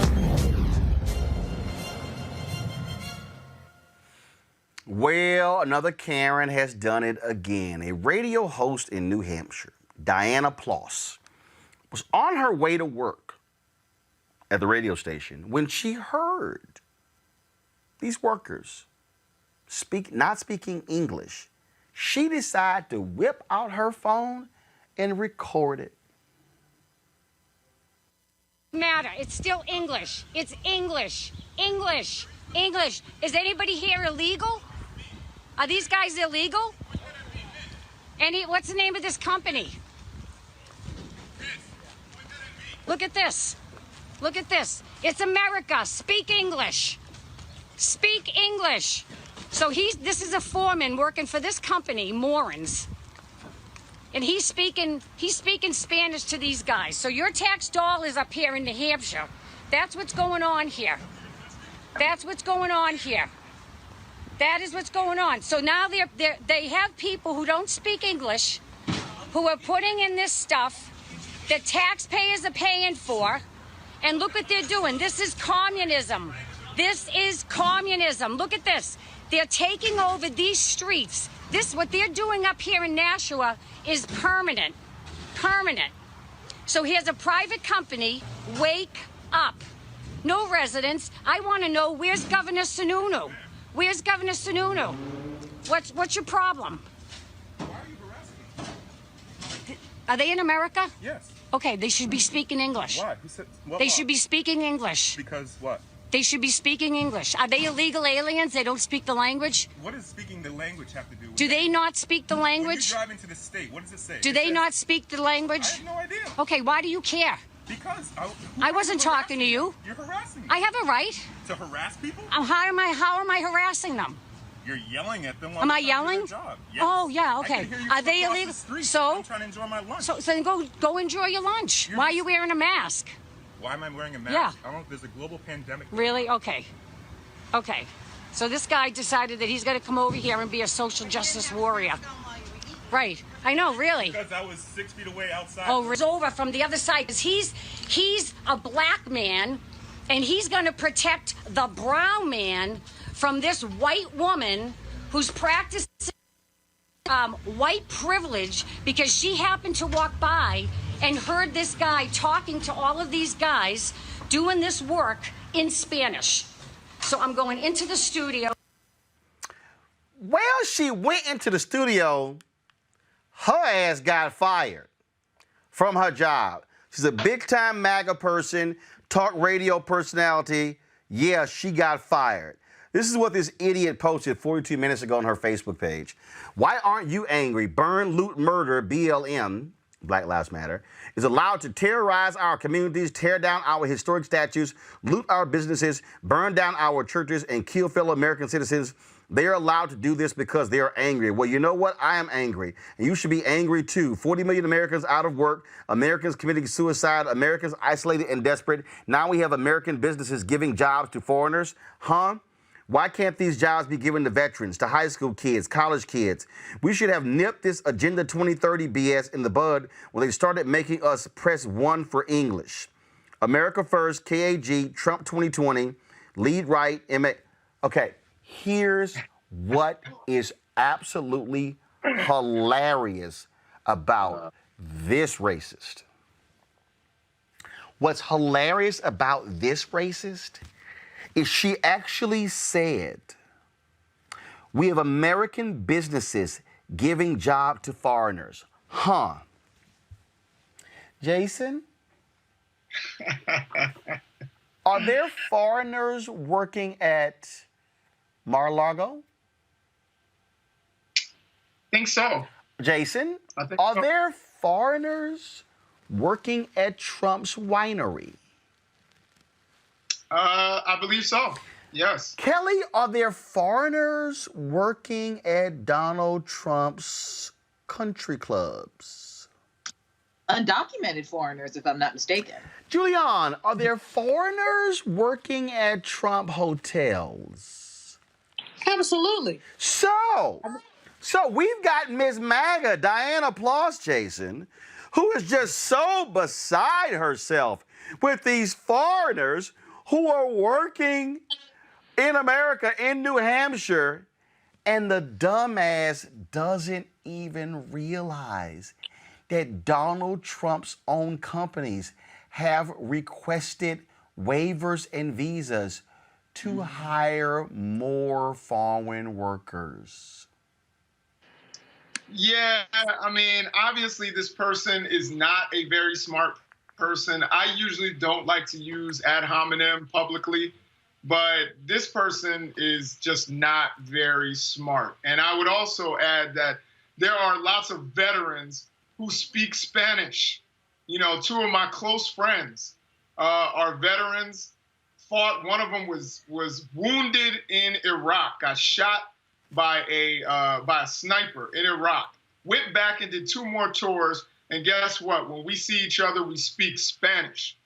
Another friend of mine did 2 tours. We speak Spanish. They speak Spanish to one another and to our their families. So this idea that Americans are just white, and again, I think it's so funny when people try to use social justice warrior as if that's an insult. like I want to be a social justice warrior, a warrior for social justice. So kudos to that young brother for standing up and confronting her. And number 1, wearing a mask when he did it, because I don't know if it's COVID, but probably I wouldn't want to be in her face without a mask. So shout out to him for actually standing up for what was right at that moment, which is the African-American tradition. So shout out to him. And, you know, these people, I'm glad that we're finally getting to a point where we're exposing them. And in this case, she exposed herself. So you know, kudos to her. Hopefully she can get a job landscaping as well. Maybe she needs to learn Spanish. I get a kick out of these ignorant MAGA people, Julian. America first, hire American workers, when the person who they literally are praising hires tons of international workers. You know, this woman was so out of order, out of line, that it wasn't even funny. And like Jason says, kudos to the brother who stood up to her. But I don't know, maybe she didn't take her meds that day because there was something going on. Why are you wearing a... No, hold up. No. See, we're not going to push this thing on meds. There are some stupid, ignorant MAGA people, okay? Stupid, ignorant, racist MAGA people who hate, who are white supremacists. That's what they are. This ain't no, they psychotic or, you know, they might be bipolar. No. They are sane and racist.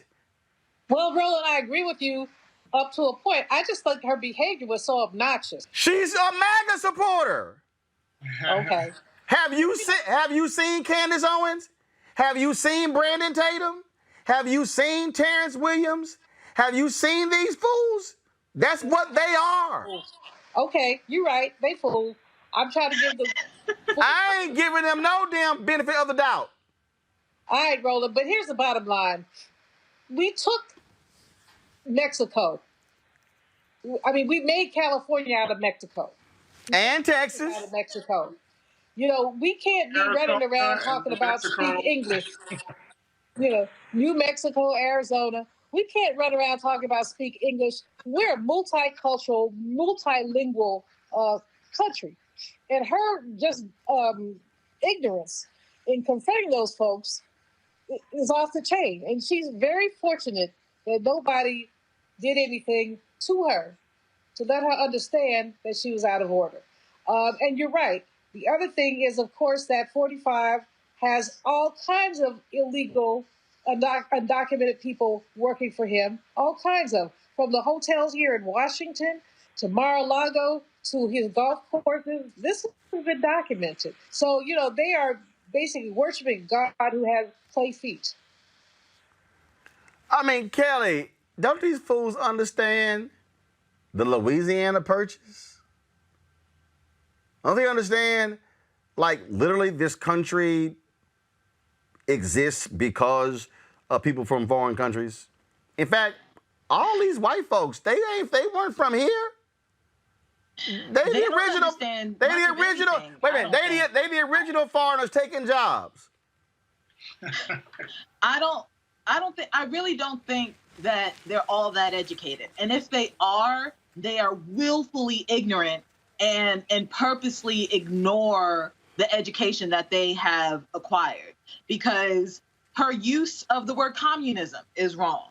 Her use of Black Lives Matter is wrong. Her use of rhetoric that she used towards these people is just wrong. It's not just, you know, mean. It's not just racist. It's wrong. And one of my biggest pet peeves in the world is when you're loud and you're wrong. Like, pick a struggle, because they are each struggles, but just pick one to deal with and then we can go from there. But no, she was loud and wrong with her rant, and it is frustrating to me. And then the fact that our president is using undocumented workers, is using these same people who she claims are taking jobs away. They're planting trees. Do you want to plant a tree? You can totally plant a tree, lady. It is absolutely okay for you to plant a tree. Find somebody to pay you to plant a tree on their behalf. I'm sure there's a job out there for you. They are stupid. No. And that's why I'm glad she got fired. Also, for the people out there who paid no attention in American history class, go to my iPad. You see the little white territory right there? That's actually called the Louisiana Purchase. American bought it for $15 million in 1803. France controlled all of that. France controlled Louisiana, Arkansas, Oklahoma, Missouri, Kansas, Colorado, Nebraska, Iowa, Minnesota, South Dakota, North Dakota, Wyoming, and Montana. that was all owned by France. It's amazing what happens when you read. See, the four of us who are black, we're the reasons why y'all didn't want our slaves, our ancestors, to know how to read. Because we could call bullshit on your stuff. All right, y'all. Final story here. Bennett College has decided that they are going to go to online classes only in the fall. Again, being impacted by coronavirus. They said students will return to class this fall, but they will not be on campus. Classes will be taught entirely online. Data shows that the pandemic is not under control in North Carolina and disproportionately impacts the lives of black women. Now, the business of the college will also be done remotely. The campus will remain closed. Julian, you're president emerita of Bennett College, but this is something that we have to deal with. There are parents who are saying, wait a minute, why should I be paying full tuition for online courses? That has a very dramatic impact on not only these HBCUs and other universities, but also what we're seeing is that by not having these students on campus, that is going to have a negative impact on the businesses located where these colleges are as well. You know, absolutely, Roland. Bennett is a small campus. People live very close to each other. And so the president made a good decision to say, let's go online for the fall semester. At the same time, what we know in terms of economic impact is that Bennett has a major economic impact in the city of Greensboro. It's walking distance from a downtown area. Young people buy clothes, other things downtown, and it will have an impact. What has to happen, and I think Bennett does have the wiggle room to do it, we just have to figure it out. The dorms are not fully occupied, so I think we need to go to singles as opposed to double rooms as long as we can. I think that we absolutely need to look at the economic impact, and I think that perhaps the city of Greensboro ought to offer not only Bennett, but other colleges, especially the smaller colleges, some relief, which they can do. This is a horrible time for young people and for their parents because people are trying to figure it out, and it's challenging to figure it out. Kelly. I mean, this is a very complicated issue, but it's also, in terms of its solution, at least temporarily, it's pretty simple. Like, in order to save lives, you need to stay home, especially in these states where it is clear that your government does not care about you. Thankfully, Bennett College cares about its students, cares about its faculty, cares about its administration, such that they have come up with the solution to not only try and save as many lives as they can within the powers that they have, but also continue the legacy of educating Black women such that they can go on to thrive. It is not the most ideal situation, but it's, from what I see, the only thing that can happen right now. Jason, you professor at the University of Maryland. What's going to happen with y'all in the fall? That's still unclear, but I think that, the campus really wants to bring us back. And for many of the reasons that were stated and many of the reasons that you were saying earlier, and that is that people are going to complain, why should I pay full tuition when I'm not getting the full experience of being on a college campus? And the issue with that is if, let's say, you get half off and the university is out $100 million, let's just say, it gets really difficult on not necessarily the tenured faculty and all of that, but when we're talking about groundskeepers, we're talking about dining, we're talking about housekeeping, people who work hourly. Are those people going to be unemployed? The university doesn't want to let those people go. They want to be able to continue to pay them regardless, if they're doing the same amount of work that, their jobs are their livelihood. So it becomes this really complicated issue. But at the same time, we have to think about public health.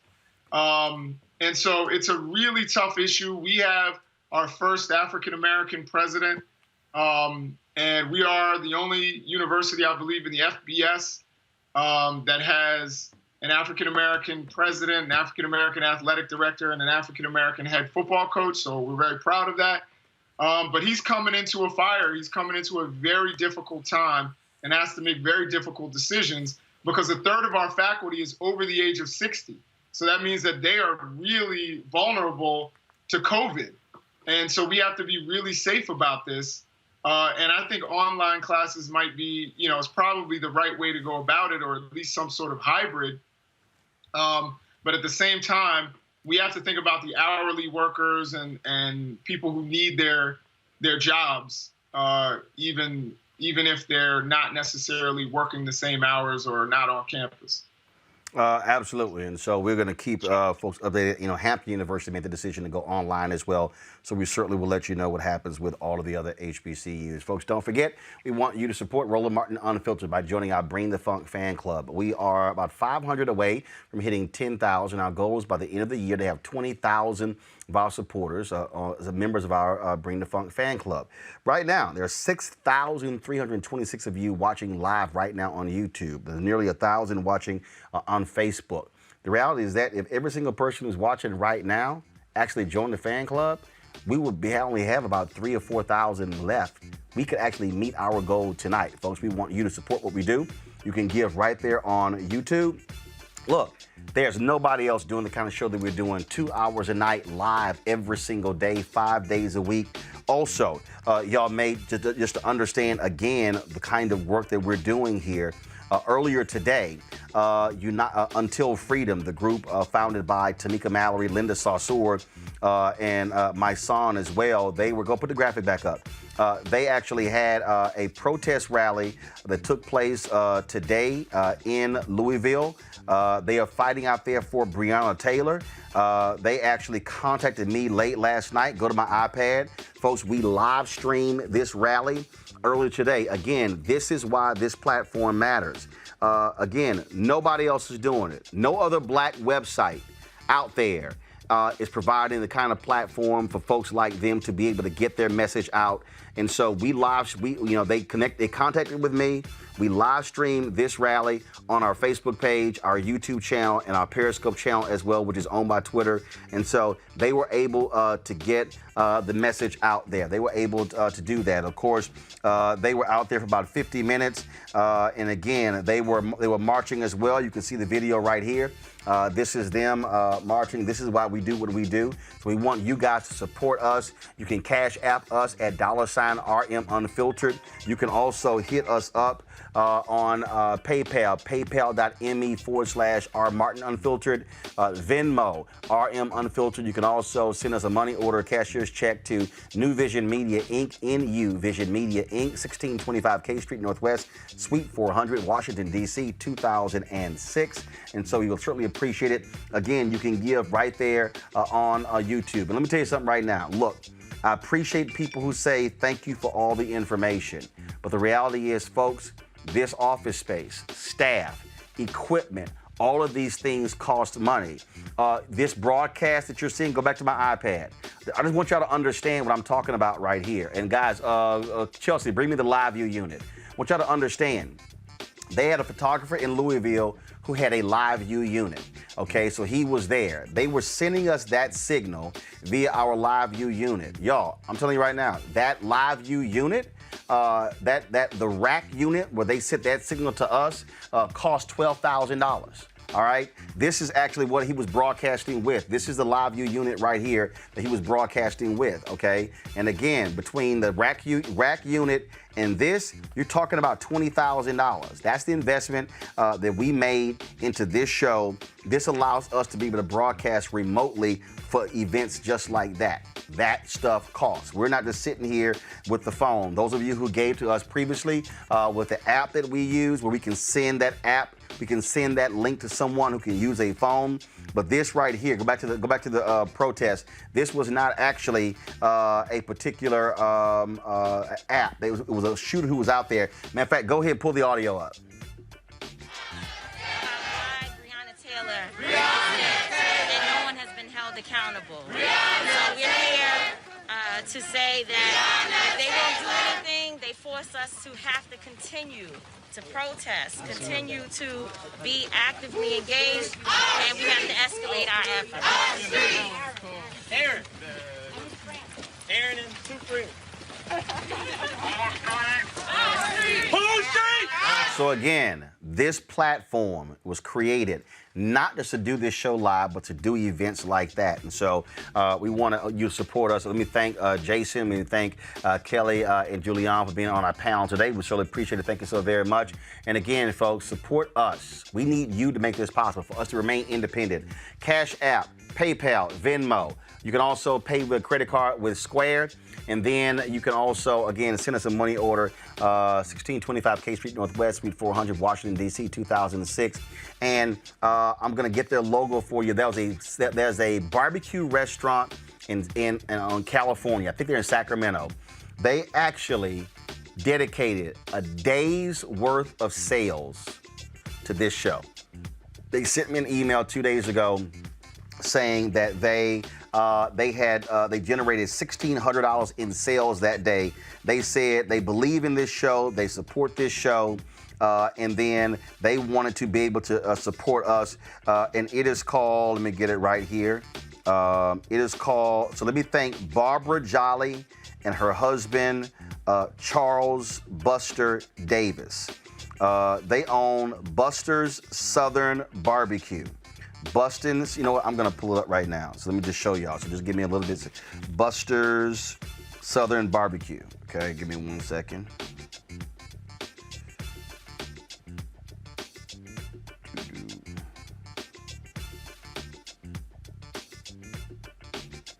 I just want y'all to understand the people who support this show and believe in what we do.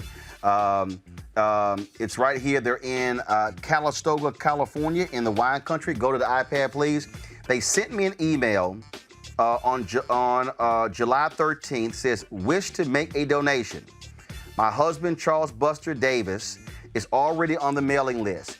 We would like to make a donation of $1,600 from our proceeds of Blackout Tuesday, July 7th, for our business, Buster's Southern Barbecue.